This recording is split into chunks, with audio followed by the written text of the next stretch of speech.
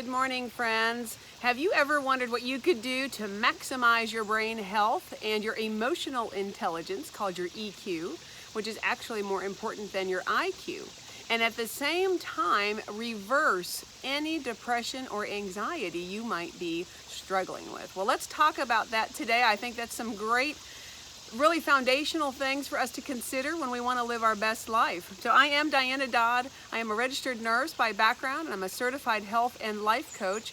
And I just want to welcome you to my garden today. If you haven't been here before, you are always welcome to tune in for some tips and tricks on how to live your best life. You know, I call my practice Garden of Life Health Coaching. I'm thinking of even expanding that to Garden of Life Transformational Coaching. I may focus on women and call it transformational coaching for women, because this is a journey that I have been on, and I want to keep narrowing my focus so that I can really provide the best care and support that I can. And you know, you can't do everything for everybody. You certainly can't keep everyone happy.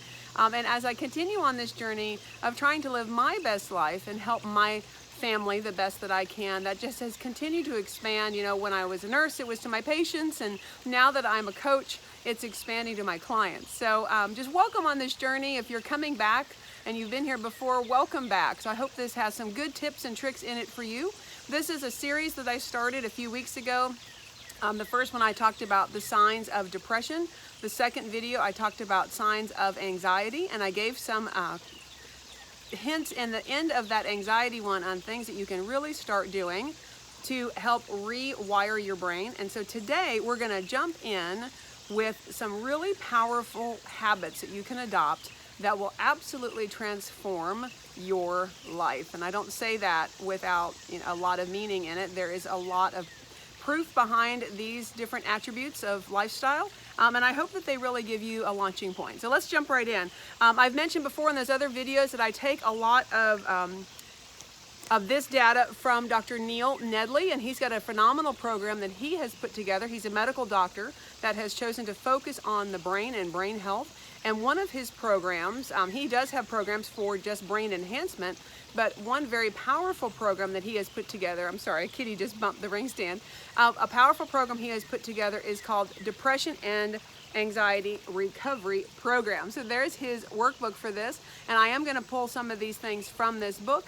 I have been sharing a link to Dr. Nedley in each of these videos, and I encourage you to check out his resources. You can buy his textbook and workbook and other resources that he really recommends through his website. He's not paying me to do this. I just want to pass along something that I think is of great value and great worth. So if you have a brain, you probably want to be purposeful in how you care for that most precious gift from your Creator.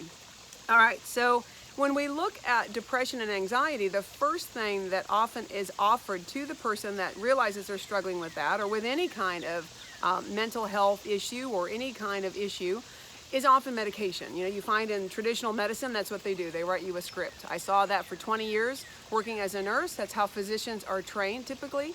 Dr. Nedley is one of these wonderful physicians that's also trained in lifestyle medicine. That's a whole other branch that incorporates the body as a whole and looks at all aspects of health, including nutrition and your physical environment and all the things going on in your life.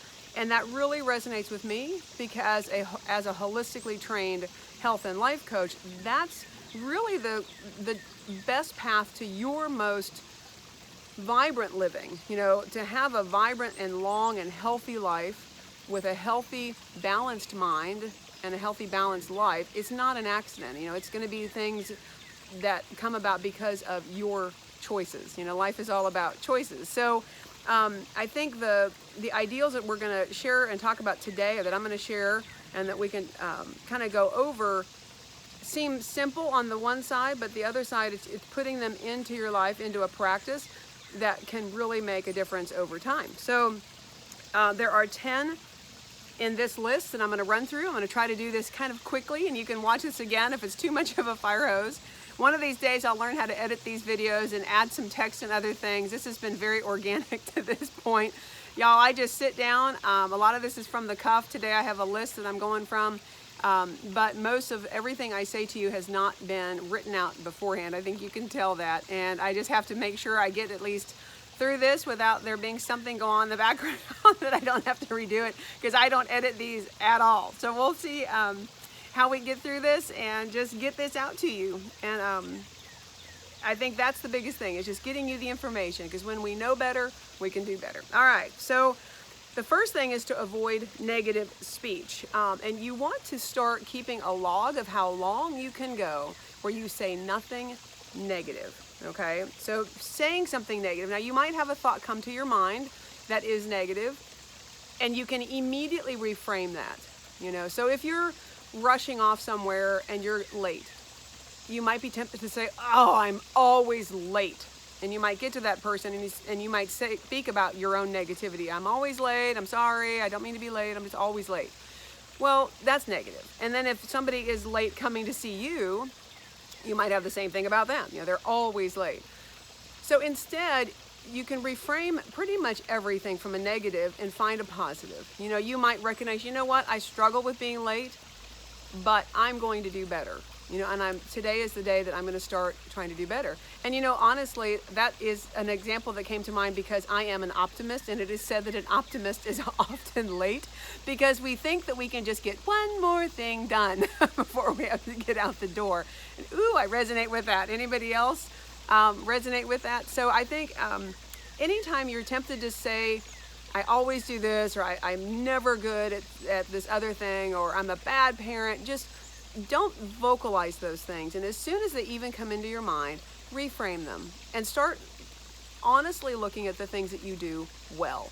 And with other people, if there are negative things in the people around you, even if it's somebody you don't know, the car in front of you is going too slow and you're just like dying inside to get around them, maybe they have somebody in the car with them that's in great pain and they're driving slowly so they don't cause them more pain. I actually went through that one time with a dear friend that I was bringing home from the hospital, and she was in agony, and every bump I hit caused her to cry out with pain.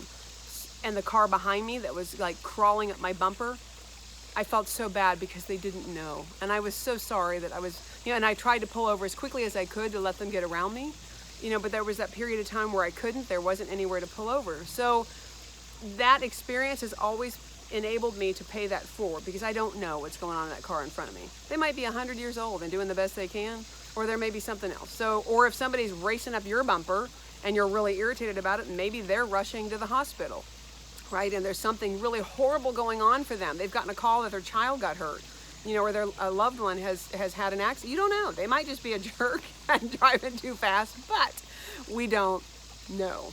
So, and I am going to interject the fruit of the Spirit. I've mentioned this before. The fruit of the Spirit is in Galatians 5, verse 22. Love, joy, peace, patience, kindness, goodness, faithfulness. Then comes gentleness and self-control. I think you've got to be fully immersed and filled with all those others with a good dose of faithfulness. And then you can have gentleness and self-control, where you think before speaking, remember that everyone's fighting a battle you know nothing about, and you give people the benefit of the doubt, and you just walk a little more softly on the earth and around the lives of those around you and with yourself, and you're able to be gentle with yourself. So I've talked longer about this first one than I intended, but I think it's really a foundational and pivotal truth. If you've ever been around somebody that struggles with a dark worldview, or they're so depressive, or they're always anxious and fearful, what do you hear coming out of their mouth? What do you often hear? It's anxious, negative, dark thoughts. And anything you might suggest to them, trying to put a positive spin on something, or maybe gently encouraging them, how do they meet any of that? Do they meet it with like, oh, that's a good idea? Or do they meet it with another negative? And usually it's with another negative. So this one, first step of avoiding negative speech, and I'm taking it a step further and saying to reframe it in your mind, will change your life. It'll absolutely change your life. In a marriage, if you absolutely never speak a negative word to your spouse, unless you have asked their permission first, given them warning, hey, there's something I'd love to talk with you about. Can we do that this evening? Like, set a time, and in the context of that conversation where you want to talk about something that has maybe been a negative or something that's bothering you, then bring it up in a constructive way, very gently. Say something loving first, and then bring up, the issue. Always being gentle and kind, no yelling, right? But if you quit speaking negativity at them, it'll change your marriage, right? So in Proverbs, one of my favorite verses is where Solomon says that it is better to dwell on the rooftop in all kinds of weather than in the house with the nagging, fault-finding, complaining woman. And I'm paraphrasing that a little bit. It may be in a different order. A nagging, complaining, fault-finding woman. Oh, y'all, that hit me. And I realized I do not want to be the nagging, complaining, fault-finding woman that would cause my man to want to go live anywhere but with me. I realized a long time ago, I've been married almost 29 years, that marriage is a privilege.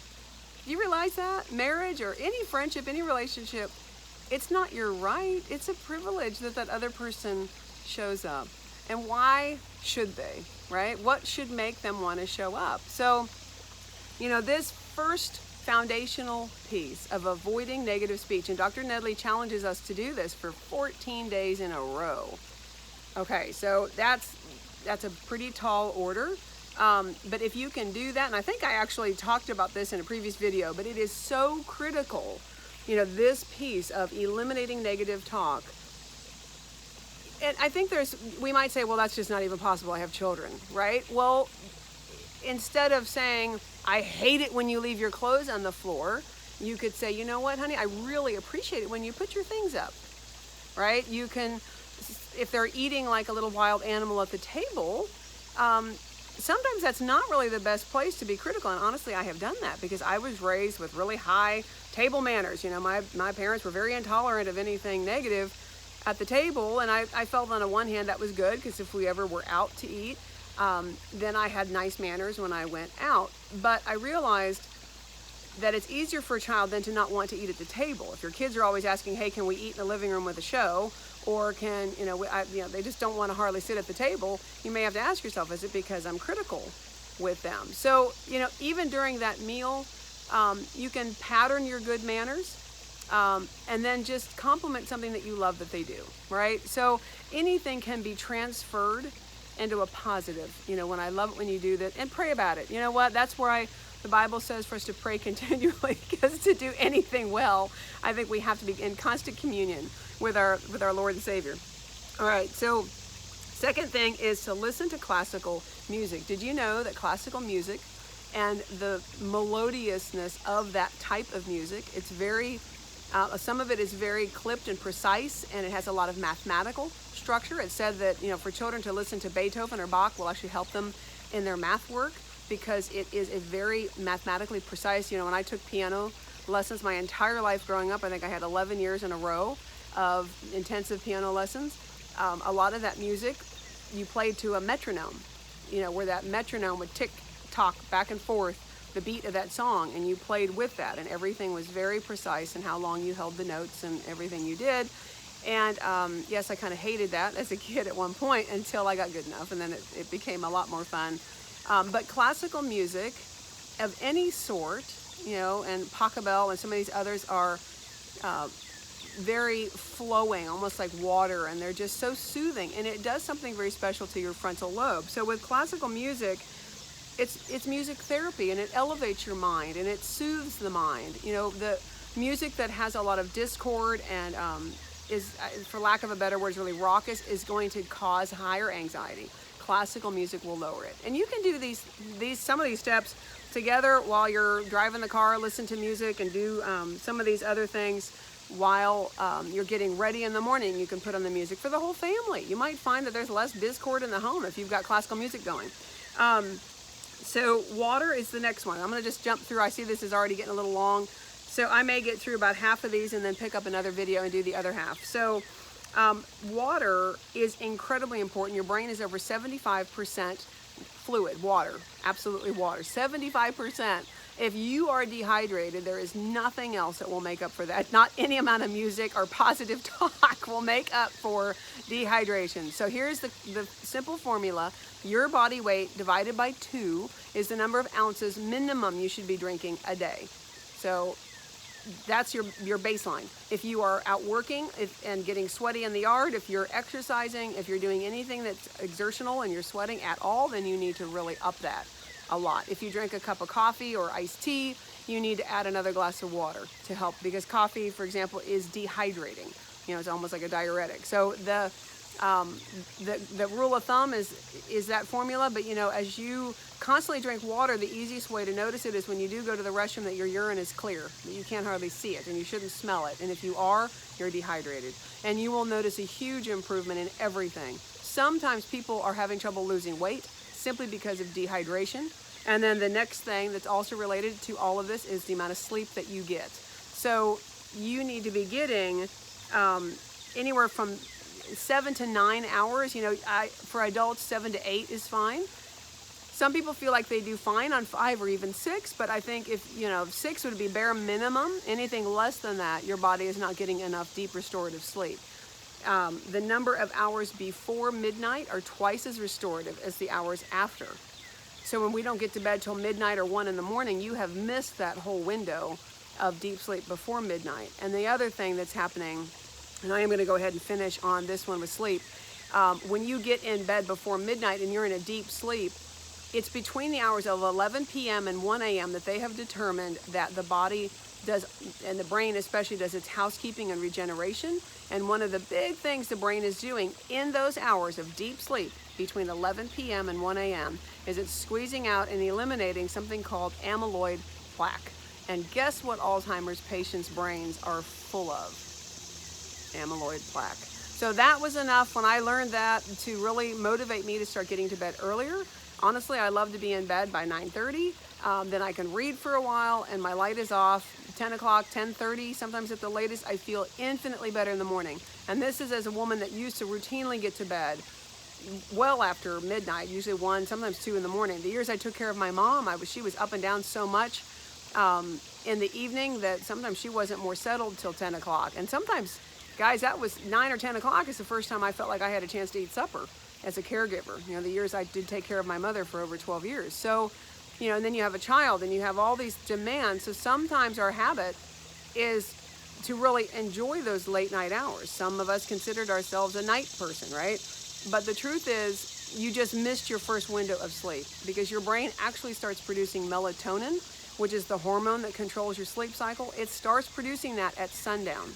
So if you don't get in bed by 9:30-ish and actually have the lights off, and don't be on your phone or any device, those last hour or two before bedtime, even a couple hours is really critical, because your phone or your tablet, the light of that is like the light of a bright blue sky. So you can imagine if your eyes are registering this bright blue light, your body thinks, oh, it's actually not after sundown, I should quit making melatonin. So if you're struggling with sleep and you're waking up during the night, or you're having a hard time ever even getting in a deep sleep, simple things is to quit looking at any device, any electronic device, for at least 2 hours in the evening, maybe after 7 o'clock, quit looking at a device. Spend that time with your family in your evening routine, go for a walk. Don't be hydrating heavily after 6 o'clock in the evening, or you're going to be up to use the restroom at night, right? So try to get your fluid intake in, earlier in the day as you can. And then have a routine, just like you would for a baby. You would feed the baby, bathe the baby, rock the baby, sing to the baby, and put the baby in bed. Well, start treating yourself like your own best baby and take your evening routine and make it something you love. Some people enjoy a little cup of like an evening herbal tea, and that's fine if it's not an enormous mug, and it doesn't keep you up at night. But to get your shower and, rub your feet with some lotion and maybe play some of that beautiful melodious classical music, and have some lovely conversations with your family, and get yourself in bed where you can read something uplifting. Don't read the news. Don't be filling your mind with anything negative or stressful. Let it be this beautiful, positive evening routine as you get into bed, and over time your body will adjust and your melatonin production will increase. There are some supplementations that can be done, and that's something that have utilized myself for short periods of time, and I can help with that, where you supplement with melatonin, or a combination with chamomile and valerian and some other things can be very helpful as you're readjusting your body. So if you want to know anything about like what I use, I would be happy to share some links for that, so just send me a message. But just getting yourself in a routine where you're drinking more water during the day, that you're avoiding that negative speech. I'm just doing a little recap where you're listening to that beautiful classical music when you're in the car, or, you know, and I also enjoy listening to Christian music because the lyrics of that are so uplifting. So, you know, make sure you get some pure classical music in there somewhere and just uplifting things. And you're drinking your water and you're getting your rest. And these are some of those first foundational pieces that are going to change your brain chemistry as your body starts to heal and as your brain starts to regenerate, you know, through these first steps. So guys, I hope this has been helpful. It's a long video, so I appreciate you hanging in with me. And I feel like I got a little bug on me. I'm sitting out here in the garden, so you never know. I never know what might be landed on me. So I appreciate you listening to this, and I hope there's been a nugget or two in here for you, because you know what, I close every video like this, and it is so true. First of all, that your life is like a garden with all these different interconnecting aspects that each require attention for you to grow and to flourish. And so we've touched on some different ways you can help support the body that cover different aspects of your garden, of your life. And then the other great truth is this, that life is precious and you are precious. So treat yourself accordingly and live it like you mean it. So have a blessed rest of this day, my friend. Have a wonderful week. And then we will talk soon and we'll go over some of these next steps. Take care.